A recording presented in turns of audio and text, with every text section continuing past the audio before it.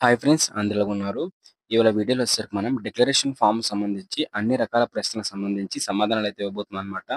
మీరు నన్ను ఇన్‌స్టాగ్రామ్‌లోని, టెలిగ్రామ్‌లోని మీరు అడిగిన క్వెషన్స్ కామెంట్ సెక్షన్‌లో మీరు అడిగిన క్వెషన్స్ అన్నిటికి కూడా నేను ఆన్సర్ అయితే చేయబోతున్నాను. మీకు డిక్లరేషన్ ఫార్మ్ సంబంధించి ఎలాంటి డౌట్ ఉన్నా, ఎలాంటి ప్రాబ్లమ్ ఉన్నా సరే ఇప్పుడు ఈ వీడియోలో అయితే మీకు సాల్వ్ చేయబోతున్నాను అనమాట. సో అందరూ వీడియోని లైక్ చేయండి. లైక్ చేస్తే మనకి మరింత మోటివేషన్ అయితే వస్తుంది. సో, మన ఈ వీడియోని స్పాన్సర్ చేస్తున్న వాళ్ళొచ్చేసరికి మనకి శాస్త్ర కాలేజ్ ఆఫ్ ఫార్మాస్యూటికల్ ఎడ్యుకేషన్ వాళ్ళే అన్నమాట. సో, ఇక్కడ కనిపిస్తుంది కదా! మనకి శాస్త్ర కాలేజెస్ నుంచి అయితే మాత్రం శాస్త్ర గ్రూప్ ఆఫ్ కాలేజెస్ నుంచి సో, మనకి బీఎస్సీ నర్సింగ్ అలాగే ఫార్మసీ ఇంకా దాంతో పాటు పారామెడికల్ కోర్సెస్‌కి ఏవైతే బీపీటీ కోర్సెస్ ఉన్నాయో సో, అవన్నీ అయితే ప్రొవైడ్ చేస్తున్నారు. మీకు గర్ల్స్ కాలేజెస్ అయితే ఉన్నాయి. సో, దాంతో పాటే మనకి ఏవైతే ఫుల్ సెక్యూరిటీ ఇంకా మంచి హాస్టల్ ఫెసిలిటీ, ఫుడ్ ఫెసిలిటీ దాంతో పాటు మెస్ ఫెసిలిటీ ఇలాంటి అన్ని ఫెసిలిటీస్‌తో ఇంటర్ బైపీసీ చేస్తున్న వాళ్ళకి మంచిగా ఏదైతే ఆహ్, బైపీసీకి సంబంధించిన కోర్సెస్ ఏవైతే నర్సింగ్, ఫార్మసీ వీటైతే ఫిజియోథెరపీ లాంటి కోర్సెస్ అయితే మాత్రం అందిస్తున్నాయన్నమాట. సో, వెంటనే కూడా మీరు మీ యొక్క ఇంటర్మీడియేట్ ఎడ్యుకేషన్ అయిపోయిన తర్వాత సో, మీకు సంబంధించి సో, మెడికల్ కౌన్సెలింగ్‌లో వీటన్నిటిలో కూడా వెబ్ ఆప్షన్స్ పెట్టి మంచిగా సీట్ అయితే పొందుకుంటారని చెప్పేసి ఆశిస్తున్నాను. కాబట్టి వీడియోని అయితే అందరూ లైక్ చేయండి. అలాగే ఇంకా సబ్స్క్రైబ్ చేసుకోవాలి మన యూట్యూబ్ ఛానెల్‌ని. ఫర్దర్‌గా ఏపీ ఎంసెట్ కౌన్సెలింగ్ సంబంధించి ఇన్ఫర్మేషన్ కోసం సబ్స్క్రైబ్ అయితే చేసుకోండి మన యూట్యూబ్ ఛానెల్‌ని. అలాగే టెలిగ్రామ్, వాట్సాప్ ఛానెల్ కూడా వెంటనే వెళ్లి జాయిన్ అయితే అయిపోండి. ఇక టాపిక్ అయితే వెళ్ళిపోదామండి. అయితే ఇక్కడ మనకి ఏపీ సెట్ 2025కి సంబంధించి అఫీషియల్ వెబ్‌సైట్‌లోని ఈ డిక్లరేషన్ ఫార్మ్‌ని అయితే మనకి ఓపెన్ చేశారండి. అయితే డిక్లరేషన్ ఫార్మ్ సంబంధించి మనకి లాస్ట్ డేట్‌ని కూడా వాళ్ళైతే ప్రొవైడ్ అయితే చేశారన్నమాట. ఇక్కడ చూసుకున్నట్లయితే ఇక్కడ మనకి లాస్ట్ డేట్ అనేది చూస్తున్నారు కదా! 15థ్ జూన్ 5 పీఎం కల్లా అంటే ఈవినింగ్ 5 పీఎం వరకు కూడా మనకి 15థ్ జూన్ వరకు కూడా ఈ డిక్లరేషన్ ఫార్మ్ అయితే ఓపెన్‌లో అయితే ఉంటుంది. అయితే ఈ డిక్లరేషన్ ఫార్మ్ ఎలా ఇవ్వాలనుకున్నట్లయితే ఇక్కడ డిక్లరేషన్ ఫార్మ్‌ని క్లిక్ చేసి సో, ఏదైతే మీ హాల్ టికెట్ నంబరు, మీ యొక్క రిజిస్ట్రేషన్ నంబరు, మొబైల్ నంబర్ అయితే ఏదైతే మీరు ఈఏపీ సెట్ రిజిస్ట్రేషన్ అప్పుడు ఇచ్చారో సో, అవి ఇచ్చినట్లయితే మీకు సంబంధించి డిక్లరేషన్ ఫార్మ్ అయితే ఓపెన్ అయితే అవుతుందన్నమాట. సో, కొంతమందికి ఓపెన్ అయితే అవ్వట్లేదు. సో, కొన్ని రీజన్స్ చెప్తానన్నమాట. ఎందుకు ఓపెన్ అవ్వడం లేదని చెప్పేసి. First of all declaration form అనేది ఎందుకు ఓపెన్ అవ్వట్లేదు అనుకున్నట్లయితే మీరు ఏపీ ఇంటర్మీడియేట్ బోర్డ్ వాళ్ళండి. లేదంటే తెలంగాణ ఇంటర్మీడియేట్ బోర్డ్ వాళ్ళనమాట. మీరు ఏపీ ఇంటర్మీడియేట్ బోర్డ్ వాళ్ళైనా సరే, తెలంగాణ ఇంటర్మీడియేట్ బోర్డ్ వాళ్ళైనా సరే మీకు ఓపెన్ అయితే అవ్వదన్నమాట. సో, మీరు సప్లిమెంటరీలో పాస్ అయినా సరే మీకు ఓపెన్ అయితే అవ్వదన్నమాట. ఎందుకంటే ఆ మార్క్స్ అనేవి ఆటోమేటిక్‌గా ట్రాన్స్‌ఫర్ అయితే అవుతాయి కాబట్టి సప్లిమెంటరీ మార్క్స్ అనేవి మీకు ఓపెన్ అయితే అవ్వడం లేదు. ఇన్ కేస్ మీకు ఒకవేళ చెక్ చేసుకోవాలనుకున్నా సరే చెక్ ఔట్ అయితే చేసుకోండి. దాంతో పాటే కొంతమందొసరికి ఏపీ ఇంటర్మీడియేట్ బోర్డ్ అయినప్పటికీ కూడా వాళ్ళకైతే ర్యాంక్స్ రాలేదన్నమాట. సో, ప్రాబ్లమ్ ఏంటి అని చూసుకున్నట్లయితే సో, వాళ్ళకి ఏపీ ఇంటర్మీడియేట్ బోర్డ్ అయినప్పటికి కూడా వాళ్ళకి ర్యాంక్స్ రాకపోవడానికి సప్లిమెంటరీ ఎగ్జామినేషన్ వాళ్ళు కాకపోయినా సరే, రెగ్యులర్ వాళ్ళైనా సరే వాళ్ళకి ర్యాంక్స్ రాకపోవడానికి మెయిన్ రీజన్ వచ్చేసరికి వాళ్ళ హాల్ టికెట్ నంబర్ అండి. కొంతమంది రాంగ్ హాల్ టికెట్ నంబర్ అయితే మాత్రం ఎంటర్ చేస్తున్నారు. దాంతో పాటు మరికొంతమందొసరికి ఫస్ట్ ఇయర్‌ది గాని ప్రాక్టికల్ ఎగ్జామినేషన్స్ అట్లాగా డిఫరెంట్ హాల్ టికెట్ నంబర్స్ అయితే ఇస్తున్నారనమాట. సో, మీరు సెకండ్ ఇయర్‌లోని థియరీ ఎగ్జామినేషన్ సంబంధించి ఏదైతే రాసారో ఓకేనా? మెయిన్ ఎగ్జామినేషన్ సంబంధించి ఏవైతే రాసారో ఫైనల్స్‌కి సో, ఆ హాల్ టికెట్ నంబర్‌నైతే ఎంటర్ చేయాలి. ఆ హాల్ టికెట్ నంబర్‌ని ఎంటర్ చేసినప్పుడే మీకు దానికి సంబంధించి ఇంటర్మీడియేట్ మార్క్స్ అనేవి తీసుకోవడం జరుగుతుందనమాట. సో, థర్డ్ రీజన్ వచ్చేసరికి ఏంటి అనుకున్నట్లయితే మినిమమ్ మార్క్స్ అయితే రావాలండి. సో, మీరు ఇంటర్మీడియేట్ క్వాలిఫై అయ్యారు సరిపోతుంది. ఓకే. బానే ఉంది. ఓకేనా? మీరు సీబీఎస్ఈ కాదు. మీరు ఏపీ ఇంటర్మీడియేట్ బోర్డ్ వాళ్ళే. మీరు సప్లిమెంటరీలో పాస్ కాలేదు. మీరు రెగ్యులర్‌లో పాస్ అయ్యారు. హాల్ టికెట్ కూడా సరిగ్గా అయితే ఇచ్చారు. మూడో రీజన్ వచ్చేసరికి ఓన్లీ రీజన్ వచ్చేసరికి ఎవరైతే ఎస్సీ ఇంకా ఎస్టీ ఉంటారో సో, వాళ్ళకి 40 మార్క్స్ అయితే మినిమమ్ రావాలంట. అంటే ఇక్కడ మనకి 600కి అన్నమాట.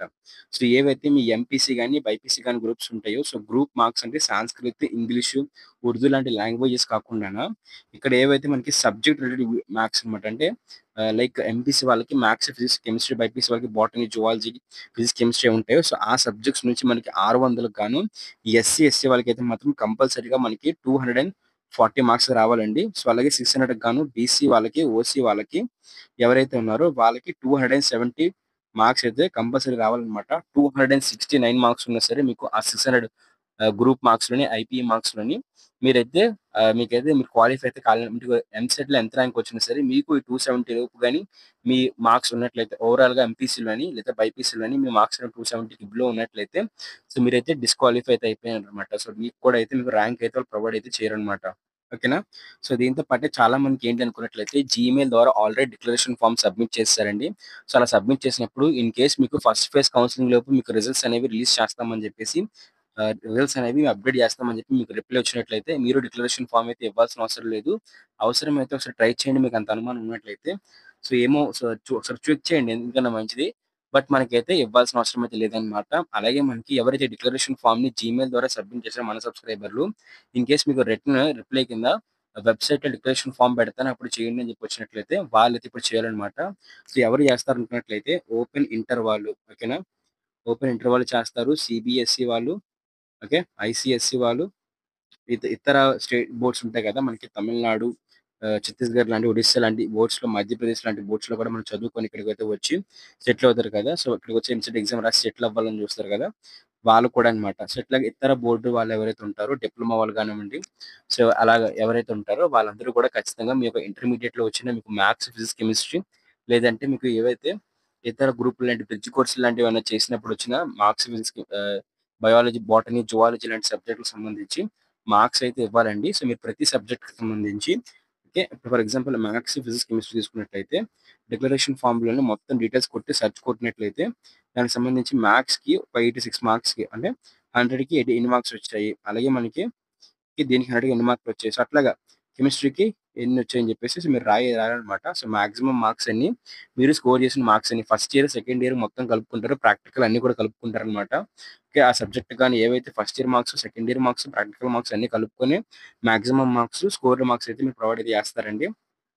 ఓకేనా? మీకు క్లారిటీగా అర్థమైతుంది అనుకుంటున్నాను. దాంతో పాటే మీకు ఇన్ కేస్ మీకు ఏదైతే మార్క్స్ మెమో వచ్చినట్లయితే మీరు అదర్ బోర్డ్స్ అయ్యుండి లేదంటే మీకు ఇంటర్మీడియేట్ గాని మీకు మార్క్స్ మెమోస్ వచ్చినట్లయితే ఖచ్చితంగా కూడా మీరేంటి ఆ మార్క్స్ మెమో పీడీఎఫ్ అయితే మాత్రం అప్‌లోడ్ చేయాలన్నమాట. సో, ఇన్ కేస్ మీరు హాల్ టికెట్ నంబర్ తప్పు పెట్టినట్లయితే ఎవరైతే రెగ్యులర్ వాళ్ళు ఉంటారో వాళ్ళు హాల్ టికెట్ నంబర్ తప్పుగా పెట్టినట్లయితే మీరు మెయిల్ చేయొచ్చన్నమాట. సో, నా హాల్ టికెట్ నంబర్ తప్పుగా పడ్డాది.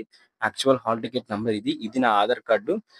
దాంతో పాటు అటాచ్డ్ డాక్యుమెంట్స్ లైక్ మీ ఆధార్ కార్డ్, మీ హాల్ టికెట్ నంబర్, మీ application form, EAMCET hall ticket number ఇవన్నీ కూడా యాడ్ చేసి పంపించినట్లయితే వాళ్ళు హాల్ టికెట్ నంబర్‌నైతే కరెక్షన్ అయితే చేస్తారన్నమాట ఆన్‌లైన్ డేటాబేస్‌లో వచ్చేసరికి. అప్పుడు ఆటోమేటిక్‌గా మీకు సెకండ్ టైమ్ ర్యాంక్స్ వచ్చినప్పుడు రిజల్ట్స్ అయితే మీకు కూడా వచ్చేస్తాయన్నమాట.